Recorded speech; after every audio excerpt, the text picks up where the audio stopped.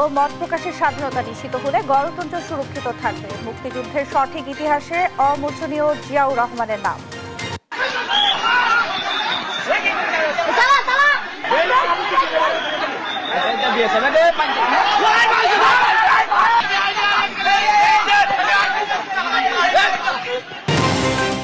চাঁপাইনবাবগঞ্জের শিবগঞ্জে বাংলাদেশে ঢুকে ভারতীয়দের তাণ্ডব, দফায় দফায় সংঘর্ষে আহত ৫, সতর্ক বিজিবি বিএসএফ।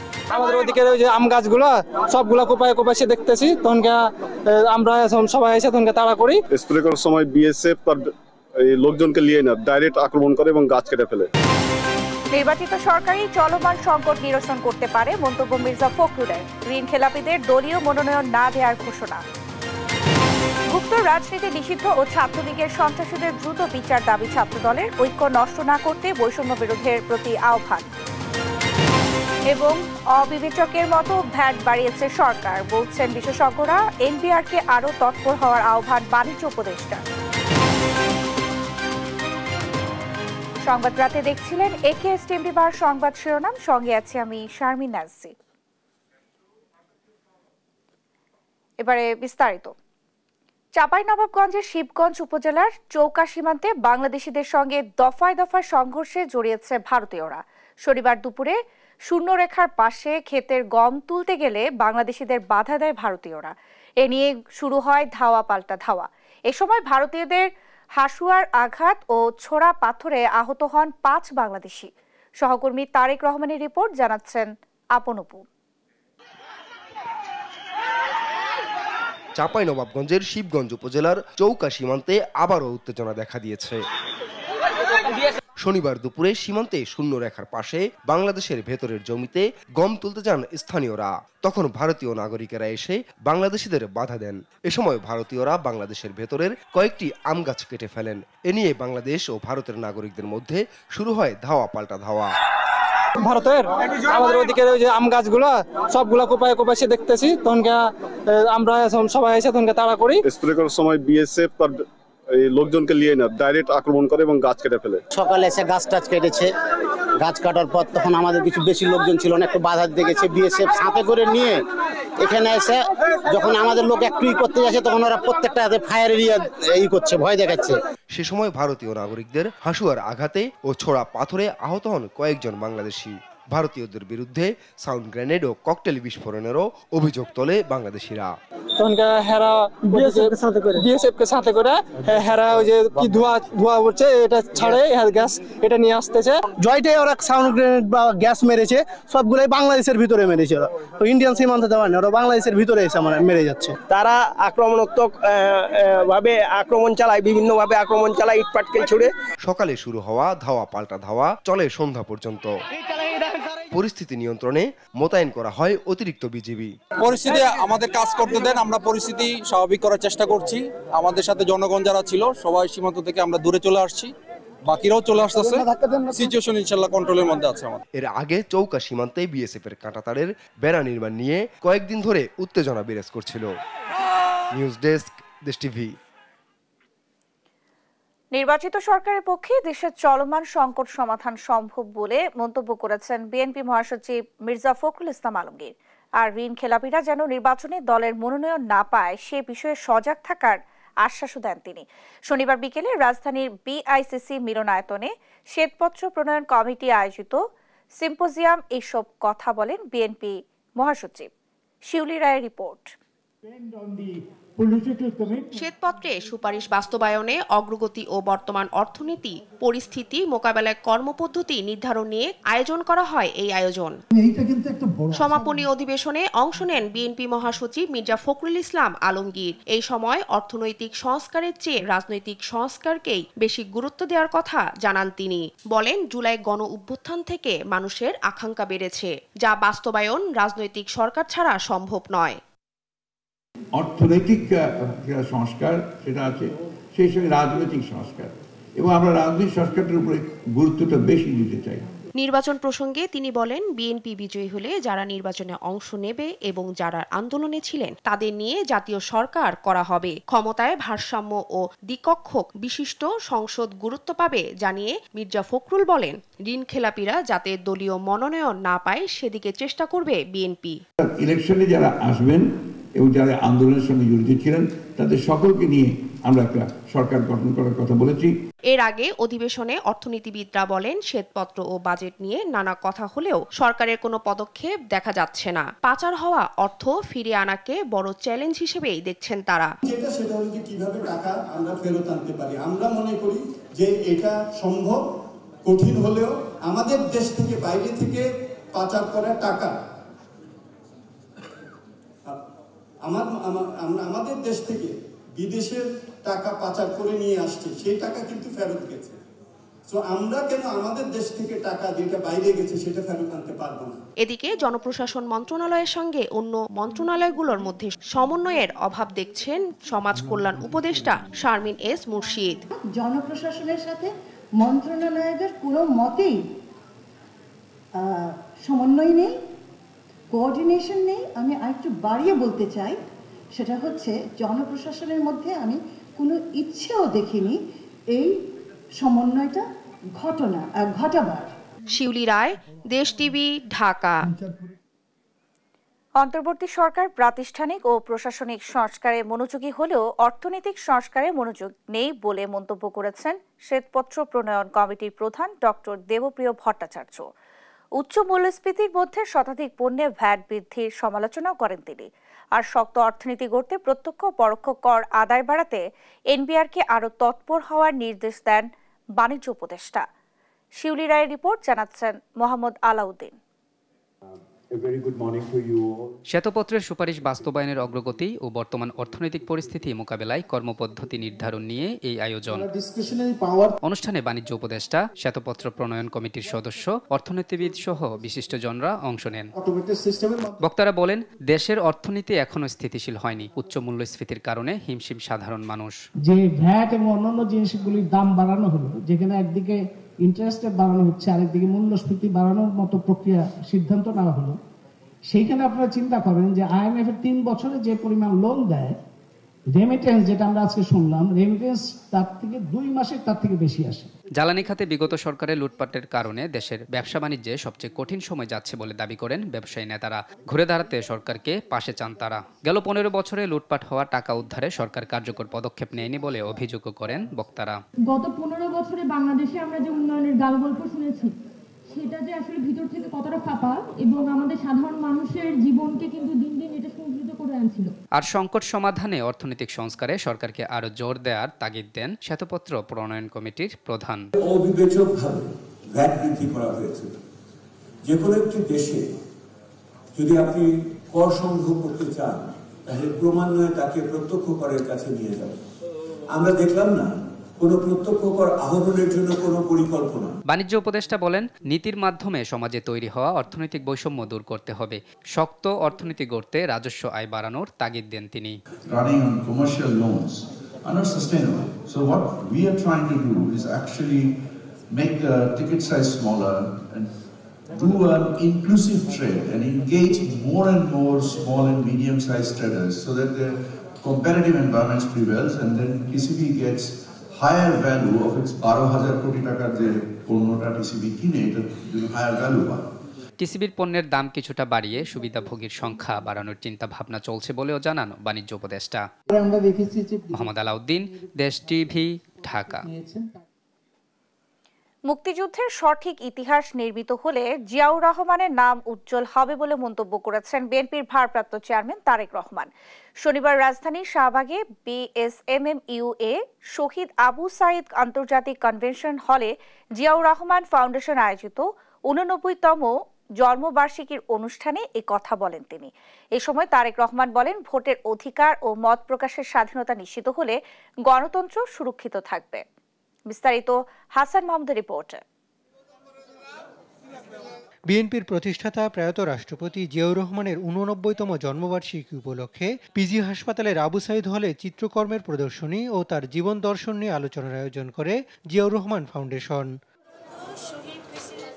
দুই পর্বের অনুষ্ঠানে শিশুদের গল্প বলা আর জিয়াউর রহমানের স্মৃতিচারণ করেন শিল্পীরা। সংস্কৃতি বিনির্মাণের জন্য তিনি অনেক কিছু করে গেছেন। পরে জিয়াউর রহমানের জীবন দর্শন নিয়ে স্মৃতিচারণ ও আলোচনায় যোগ দেন দেশের বরেণ্য শিক্ষাবিদ, সরকারি কর্মকর্তা ও নানা গুণীজন। তুলে ধরেন জিয়াউর রহমানের জীবনের নানা দর্শন। আইন করে মুক্তিযুদ্ধে জিয়াউর রহমানের অবদান মুছে ফেলার চেষ্টা হয়েছে বলেও অভিযোগ করেন তারা। পুরো অনুষ্ঠানে ভার্চুয়ালি অংশ নেন বিএনপির ভারপ্রাপ্ত চেয়ারম্যান ও তার স্ত্রী জোবাইদা রহমান। ছোটবেলায় প্রেসিডেন্ট জিয়াউর রহমান কিভাবে প্রভাবিত করেছেন সেই স্মৃতিচারণ করেন তারেক রহমানের স্ত্রী জোবাইদা রহমান। শ্রদ্ধেয়া মাতা বেগম খালেদা জিয়া এবং শ্রদ্ধেয় শহীদ রাষ্ট্রপতি জিয়াউর রহমান, তাদেরকে পেয়েছি কয়েকটি অনুষ্ঠানে। তাদের উৎসাহ, অনুপ্রেরণা আমার মতো আরো অনেক শিশু কিশোরদের চলার পথের পাথেয়। এ সময় বিএনপির ভারপ্রাপ্ত চেয়ারম্যান তারেক রহমান বলেন, ভোটের অধিকার প্রতিষ্ঠা ও মত প্রকাশের স্বাধীনতা নিশ্চিত হলে গণতন্ত্র সুরক্ষিত থাকবে। আমরা যদি স্পোর্টসের ক্ষেত্রেও দেখি, সেখানেও তার অবদান আছে। কাজেই আমরা স্টেটসম্যান হিসেবেও যদি ওনাকে বিবেচনা করি, সার্কের কথা এসেছে, সার্ককে বাস্তবায়ন করার মাধ্যমে উনি কিভাবে বাংলাদেশকে বিশ্ব দরবারে তুলে ধরতে সক্ষম হয়েছিলেন। মুক্তিযুদ্ধের সঠিক ইতিহাস নির্মিত হলে জিয়াউর রহমানের নাম মুছে ফেলা যাবে না বলেও মন্তব্য করেন তারেক রহমান। আমরা জিয়াউর রহমানকে তুলে ধরতে পেরেছি জাতির সামনে, দেশের মানুষের সামনে। হাসান মাহমুদ, দেশ টিভি, ঢাকা। অন্তর্বর্তীকালীন সরকার অর্থনৈতিক ভিত্তির দিকে মনোযোগ না দিয়ে শুল্ক ও কর আরোপ করেছে। সরকারের এই সমন্বয়হীনতা ও অদক্ষতা মানুষের দুর্ভোগ বাড়াচ্ছে, এমন অভিযোগ করেছে বিএনপি। আওয়ামী লুটপাটে ভুক্তভোগী মানুষকে স্বস্তি দিতে অবিলম্বে কর ও শুল্ক প্রত্যাহারের দাবিও জানায় দলটি। শনিবার সকালে এক সংবাদ সম্মেলনে এসব কথা বলেন দলটির শীর্ষ নেতারা। নিয়াজ মোর্শেদের প্রতিবেদন, জানাচ্ছেন মাহির সাজিদ। সম্প্রতি ১০০টি পণ্যের উপরে শুল্ক ও কর বৃদ্ধি করে অন্তর্বর্তীকালীন সরকার। এ নিয়ে আপত্তি সাধারণ মানুষের। বিভিন্ন ব্যবসায়ী সংগঠন ও রাজনৈতিক দলও কর আরোপের সমালোচনায় মুখর। সরকারের এমন সিদ্ধান্ত নিয়ে নিজেদের অবস্থান স্পষ্ট করল বিএনপি। রাজধানীর গুলশানের কার্যালয়ে এই সংবাদ সম্মেলনে বিএনপির স্থায়ী কমিটির সদস্য আমির খসরু মাহমুদ চৌধুরী বলেন, জনগণের চাহিদা বিবেচনা না করে কর আরোপের সহজ পথ বেছে নিয়েছে অন্তর্বর্তীকালীন সরকার। ঘাটতি মেটাতে সবচেয়ে ইজি অপশন হচ্ছে আপনি এনবিআর কে বলবেন, হ্যাঁ, যে কি আমাদের ঘাটতি আছে, ঘাটতি পূরণের কিভাবে কি করা যায়। এনবিআর তো খুব সহজভাবে কর বাড়ানো ছাড়া তার কোনো কাজ নেই এনবিআর, তাই না? আর সরকার নীতি সুদ হার বাড়িয়ে মূল্যস্ফীতি কমানোর চেষ্টা করছে বলে মন্তব্য করেন বিএনপি মহাসচিব মির্জা ফখরুল ইসলাম আলমগীর। ভ্যাট হার না বাড়িয়ে আওতা বাড়ানোর দাবি জানান তিনি। আমরা পূর্বে বলেছি যে এই অন্তর্বর্তী সরকারকে আমরা সর্বাত্মক সমর্থন ও সহযোগিতা করে যাব। তাই সরকারকে অনুরোধ করছি, আপনার নীতিমালা প্রণয়নে জনগণের কথা সর্বপ্রথম বিবেচনায় নিন। নতুন আরোপিত ভ্যাট ও কর অবিলম্বে প্রত্যাহারের দাবি জানিয়ে তিনি বলেন, দেশের এই ক্রান্তি লগ্নে দরকার নির্বাচিত সরকার। দেশের বর্তমান অর্থনৈতিক বাস্তবতায় রাজস্ব সংগ্রহের জন্য অন্যান্য উপায় বিবেচনা করার এবং সেই অনুযায়ী কাজ করার সুযোগ রয়েছে। আপনারা পরোক্ষ কর না বাড়িয়ে প্রত্যক্ষ কর বাড়ানোর দিকে মনোযোগ দিন, কারণ পরোক্ষ কর সকল শ্রেণীর মানুষকে প্রায় সমানভাবে প্রভাবিত করে এবং নিম্নবিত্ত মানুষের উপরে বোঝাটা বাড়ায়। প্রত্যক্ষ কর না বাড়িয়েও সরকারি খরচ কমিয়ে এবং চলতি বাজেটের অর্থনৈতিক ব্যবস্থাপনা পুনর্বিন্যাস করেও চলমান আর্থিক সমস্যার সমাধান করা যায়। সরকারি কর্মচারীদের মহার্ঘ ভাতা দেওয়ার সিদ্ধান্ত অন্তর্বর্তীকালীন সরকারের বাড়াবাড়ি বলেও মন্তব্য করেন বিএনপি মহাসচিব। মাহির সাজিদ মালিক, দেশ টিভি, ঢাকা। নিষিদ্ধ সংগঠন ছাত্রলীগের সন্ত্রাসীদের দ্রুত আইনের আওতায় এনে বিচারের দাবি জানিয়েছেন ছাত্রদল সভাপতি রাকিবুল ইসলাম। এ সময় গুপ্ত রাজনীতি বন্ধের দাবিও জানান তিনি। শনিবার কেন্দ্রীয় শহীদ মিনারে মার্চ ফর জাস্টিস কর্মসূচি শেষে সমাবেশে এসব কথা বলেন ছাত্রদল সভাপতি। এ সময় জাতীয় ঐক্য বিনষ্ট হয় এমন কোনো কাজ না করতে বৈষম্য বিরোধী ছাত্র আন্দোলনের প্রতি আহ্বান জানান ছাত্রদল সভাপতি। হাসান মাহমুদের রিপোর্ট। বিগত ফ্যাসিস্ট সরকারের আমলে ক্যাম্পাসে গুম, খুন, হত্যায় জড়িত নিষিদ্ধ সংগঠন ছাত্রলীগের বিচারের দাবিতে মার্চ ফর জাস্টিস কর্মসূচির ডাক দেয় বাংলাদেশ জাতীয়তাবাদী ছাত্রদল। শনিবার দুপুর 3টায় রমনার ইঞ্জিনিয়ারিং ইনস্টিটিউট থেকে শুরু হওয়া লং মার্চে সকাল থেকেই জড়ো হতে থাকেন নেতাকর্মীরা। এ সময় ক্যাম্পাসে স্থিতিশীলতা রক্ষায় নিষিদ্ধ সংগঠন ছাত্রলীগের সন্ত্রাসীদের বিচারের দাবি করেন তারা। আওয়ামী দোসরদের সরাসরি জড়িত থাকার এদের সাজার দাবিতে এবং এই গণহত্যার বিচারের দাবিতে আজকে আমাদের এই প্রোগ্রাম। দুপুর 3:30টায় শুরু হওয়া লং মার্চ শাহবাগ টিএসসি হয়ে শহীদ মিনারে গিয়ে শেষ হয়। পরে সেখানেই বক্তব্য রাখেন ছাত্রদলের নেতারা। দাবি করেন আওয়ামী লীগ আমলের হওয়া সব হামলা খুনের বিচারের। এ সময় ছাত্রদলের কেন্দ্রীয় সভাপতি রাকিবুল ইসলাম বলেন, ছাত্রলীগের নিষিদ্ধ হওয়ায় যথেষ্ট নয়, দ্রুত আইনের আওতায় এনে বিচার নিশ্চিত করতে হবে। এই সবগুলো ক্যাম্পাসে বিগত 15 বছরে যে সকল ছাত্র দলের নেতা কর্মীদের উপর সন্ত্রাসী কায়দায় বারবার হামলা করা হয়েছে, হত্যা করা হয়েছে, এই সে সকল ছাত্রলীগের নেতা কর্মীদের বিচারের আওতায় দ্রুততম সময় নিয়ে আসতে হবে। ক্যাম্পাসে সহাবস্থান নিশ্চিত করতে আন্ডারগ্রাউন্ড বা গুপ্ত রাজনীতি নিষিদ্ধের দাবি জানান তিনি। এই বাংলাদেশের আন্ডারগ্রাউন্ড রাজনীতির কোনো বাস্তবতা নেই, সেজন্য তারপরও কোনো ছাত্র সংগঠন যদি আন্ডারগ্রাউন্ড রাজনীতিতে লিপ্ত থাকে, আমরা ধরে নেব তারা সেই অতীতের ন্যায় 1971 সালের ন্যায় আবারও কোনো বড় কোনো ষড়যন্ত্র লিপ্ত রয়েছে। তবে জাতীয় ঐক্য নষ্টের চেষ্টা হচ্ছে বলে অভিযোগ করেন রাকিবুল ইসলাম। এজন্য বৈষম্য বিরোধী ছাত্র আন্দোলনকে দায়িত্বশীল হওয়ার আহ্বান জানান ছাত্রদল সভাপতি হাসান মাহমুদ, দেশ টিভি, ঢাকা। অস্ত্র মামলায় কারাগারে ছাগল কাণ্ডে আলোচিত এনভিআরের সাবেক সদস্য মতিউর রহমান ভাটারা থানার এই মামলায় রিমান্ড শেষে তাকে কারাগারে পাঠানোর নির্দেশ দেন ঢাকার মেট্রোপলিটন ম্যাজিস্ট্রেট নাজমিন আক্তার। এদিকে বাংলাদেশ ফাইন্যান্সিয়াল ইন্টেলিজেন্স ইউনিট BFIUর সাবেক প্রধান মাসুদ বিশ্বাসকে কারাগারে পাঠানো হয়েছে। অবৈধ সম্পদ অর্জনের অভিযোগে দুর্নীতি দমন কমিশনের করা মামলায় তাকে কারাগারে পাঠানোর নির্দেশ দেন ঢাকার মেট্রোপলিটন ম্যাজিস্ট্রেট মাসুমা রহমান। এর আগে গোয়েন্দা পুলিশের সহায়তায় তাকে গ্রেফতার করে দুদকের একটি টিম। পরে তাকে নেওয়া হয় দুর্নীতি দমন কমিশন কার্যালয়ে। সেখানে প্রায় 1.5 ঘন্টা তাকে জ্ঞাত আয় বহির্ভূত সম্পদ অর্জন সহ নানা অনিয়ম দুর্নীতির অভিযোগের বিষয়ে জিজ্ঞাসাবাদ করা হয়। যাদের বিরুদ্ধে আমরা মামলা দায়ের করছি তারা হয় জেলে থাকবে, না হয় বেলে থাকবে। টিউলিপ সিদ্দিক দেরিতে পদত্যাগ করেছেন, আরও আগেই করা উচিত ছিল বলে মন্তব্য করেছেন সিপিডি নির্বাহী পরিচালক ডক্টর ফাহমিদা খাতুন। সকালে রাজধানীর শেরেবাংলা কৃষি বিশ্ববিদ্যালয়ে প্রবাসী আয় বৃদ্ধিতে করণীয় শীর্ষক সেমিনার ও আন্তর্জাতিক অভিবাসী দিবস বিতর্ক প্রতিযোগিতায় চ্যাম্পিয়ন ও রানার আপ দলের সংবর্ধনা অনুষ্ঠানে এ কথা বলেন তিনি। উপস্থিত ডিবেট ফর ডেমোক্রেসির চেয়ারম্যান হাসান আহমেদ কিরণ প্রবাসীদের পাঠানো রেমিটেন্সের উপর 4% প্রণোদনা দেওয়ার আহ্বান জানান। যদিও ফাহমিদা খাতুন মনে করেন হুন্ডি ঠেকাতে প্রণোদনা যথেষ্ট নয়। এবার আন্তর্জাতিক প্রসঙ্গ। কলকাতার বহুল আলোচিত আরজি কর হাসপাতালের শিক্ষানবিশ চিকিৎসককে ধর্ষণ ও হত্যা মামলার রায় দিয়েছেন আদালত। রায়ে দোষী সাব্যস্ত করা হয়েছে অভিযুক্ত সঞ্জয় রায়কে। তার সাজা ঘোষণা হবে আগামী সোমবার। তবে নিজেকে নির্দোষ দাবি করে আদালতে চিৎকার করেন অভিযুক্ত। আফরিন মৌর রিপোর্ট। দীর্ঘ 162 দিনের অপেক্ষা, বিক্ষোভ দমন পীড়নের পর অবশেষে ঘোষণা হলো কলকাতার বহুল আলোচিত আরজি কর হাসপাতালের মামলার রায়।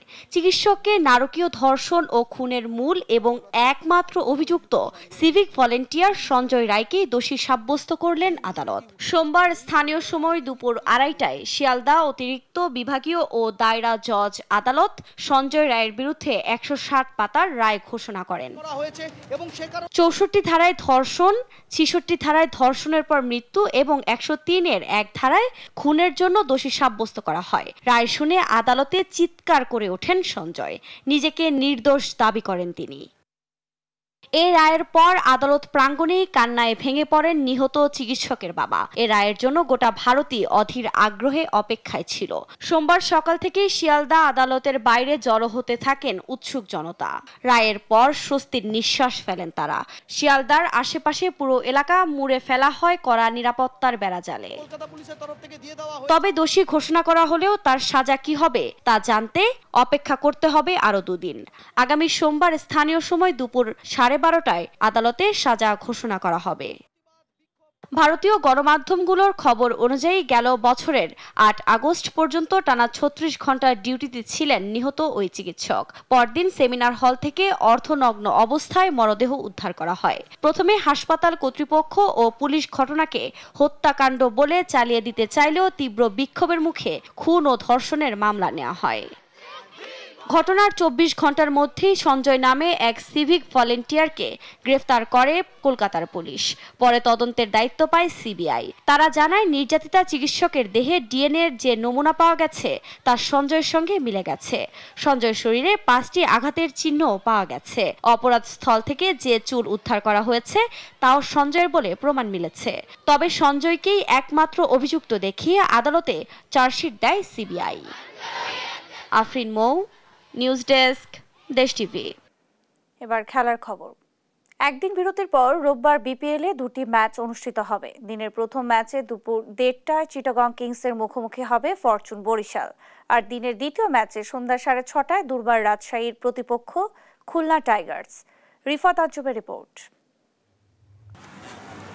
এবারের বিপিএল-এ কাগজে কলমে বেশ শক্তিশালী দল বর্তমান চ্যাম্পিয়ন ফরচুন বরিশাল। পয়েন্ট টেবিলে 2 অবস্থান বর্তমান চ্যাম্পিয়নদের। এবার তাদের প্রতিপক্ষ চিটাগং কিংস। এবারে বিপিএল-এ অপ্রতিরোধ্য এই বরিশাল। যে 2টি ম্যাচ হেরেছে সেটা টুর্নামেন্টের অন্যতম শক্তিশালী দল রংপুরের কাছে। বাকি সবগুলো ম্যাচ জিতেছে। সবশেষ ঢাকার বিপক্ষে জয়ে আত্মবিশ্বাসী বরিশাল। এই জয়ের ধারা ধরে রাখতেই মাঠে নামবে পয়েন্ট টেবিলে 2য় স্থানে থাকা মুশফিক, তামিম, মাহমুদুল্লাহরা। অন্যদিকে চিটাগংও বেশ ভালোই ছন্দে রয়েছে। পরাজয় দিয়ে বিপিএল শুরু করা বন্দরনগরী দলটি টানা 4 ম্যাচ জয়ের পর সবশেষ ম্যাচে হেরেছে। 8 পয়েন্ট নিয়ে 3য় স্থানে রয়েছে চিটাগং কিংস। বরিশালের বিপক্ষে ম্যাচের আগে বিশ্রামে কাটিয়েছে তারা। বড় পরীক্ষার মুখে পড়তে হবে মোহাম্মদ মিথুনের দলকে। কঠিন হলেও ঘরের মাঠে জয়ের ধারায় ফিরতে চায় চিটাগং কিংস। দিনের দ্বিতীয় ম্যাচে দুর্বার রাজশাহীর বিপক্ষে মাঠে নামবে খুলনা টাইগার্স। বিপিএল-এ পেমেন্ট ইস্যুতে তোলপাড় দলটি। সবশেষ ম্যাচের আগে ক্রিকেটারদের পারিশ্রমিক কিছুটা পরিশোধ করার পর মাঠের পারফরমেন্সে বেশ উজ্জ্বল ছিল পদ্মাপাড়ের দলটি। পয়েন্ট টেবিলে 4র্থ স্থানে থাকা এনামুল হক বিজয়ের দল চাইবে জয়ের ধারা ধরে রাখতে। অন্যদিকে চাপে রয়েছে খুলনা টাইগার্স। টানা 2 ম্যাচে জয় দিয়ে শুরু করেছিল বিপিএল মিশন। এরপর খেই হারিয়েছে মিরাজের দল। টানা 4 ম্যাচ হেরে ব্যাকফুটে রূপসাপাড়ের দলটি। 4 পয়েন্ট নিয়ে 5 নম্বরে রয়েছে খুলনা। একটা জয় দিয়ে রাজশাহীকে টপকে পয়েন্ট টেবিলে 4-এ উঠে আসার লক্ষ্য নিয়ে মাঠে নামবে মিরাজ বাহিনী। রিফাত আঞ্জুম, দেশ টিভি, স্পোর্টস ডেস্ক। ঢাকার কর্মীটোলা গলফ ক্লাবে জমকালো আয়োজন ও আনুষ্ঠানিকতা দিয়ে শেষ হলো 51তম Aga Khan gold cup golf tournament 2025। 16 থেকে 18 জানুয়ারি 3 দিন ব্যাপী এই টুর্নামেন্টে অংশগ্রহণ করেন প্রায় 500 জন গলফার। সবাইকে পেছনে ফেলে টুর্নামেন্টে বিজয়ী হয়েছেন ব্রিগেডিয়ার জেনারেল অবসরপ্রাপ্ত মোহাম্মদ জাহিদ হাসান। আর রানার আপ হয়েছেন মেজর অবসরপ্রাপ্ত শেখ মোহাম্মদ ইউসুফ রেজা। অন্যদিকে মহিলা এককে বিজয়ী হয়েছেন মিসেস শামীম আরা সাদেক। টুর্নামেন্টের সমাপনী অনুষ্ঠানে প্রধান অতিথি হিসেবে উপস্থিত ছিলেন বাংলাদেশ বিমান বাহিনীর প্রধান air chief marshal Hasan Mahmud Khan, বিমান বাহিনীর ঊর্ধ্বতন কর্মকর্তা ও প্রিন্স আগা খান শিয়া ইমামি ইসমাইলি কাউন্সিলের ঊর্ধ্বতন কর্মকর্তারা।